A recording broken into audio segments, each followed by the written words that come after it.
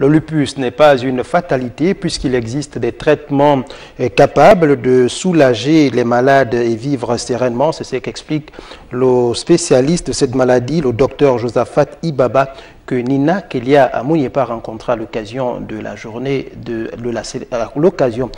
internationale de cette maladie.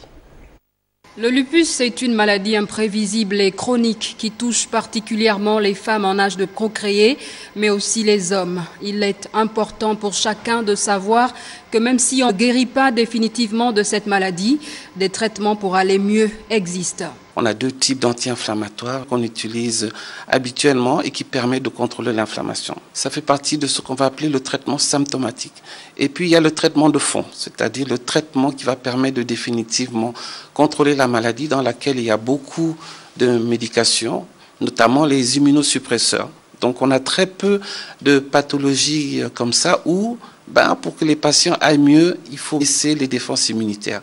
Le traitement permet de soigner les poussées et de limiter les rechutes. Pendant les poussées, le malade ressent des douleurs articulaires très gênantes qui entraînent la prise d'anti-inflammatoires et une surveillance médicale afin de protéger certains organes vitaux comme le rein. De 45 cas il y a 15 ans, le nombre de malades est aujourd'hui estimé à 200 au Gabon et selon les spécialistes, l'environnement est en partie responsable. Il y a deux gros mécanismes qui rentrent en ligne de compte.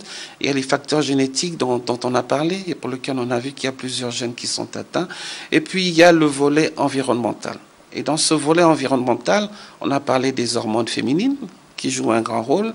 Il y a les rayons ultraviolets aussi qui jouent un rôle très important. Ce qui va se passer, c'est qu'il y aura de plus en plus de cas de lupus. Et les données météorologiques que nous on a pu avoir nous disent que sur 10 ans, la température au Gabon a augmenté de 2 degrés facilement. Au Gabon, 60% des malades sont économiquement faibles. C'est pourquoi la prise en charge par la Caisse nationale d'assurance maladie et de garantie sociale se situe à hauteur de 90%, ce qui n'est pas négligeable. Dans les maladies chroniques comme cette maladie, la CNAMGS prend 90% quand ils sont en affection de longue durée et les patients prennent 10%.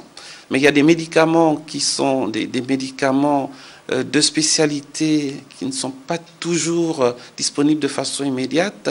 Pour cela, certains sont pris à 50% et on va voir, en tout cas en termes de discussion avec la CNAMGS, s'il n'y a pas possibilité qu'ils prennent un peu plus. La CNAMGS souhaite faire encore plus pour les personnes atteintes du lupus, une maladie avec laquelle on peut vivre sereinement si on a une bonne hygiène de vie et qu'on prend correctement ces médicaments.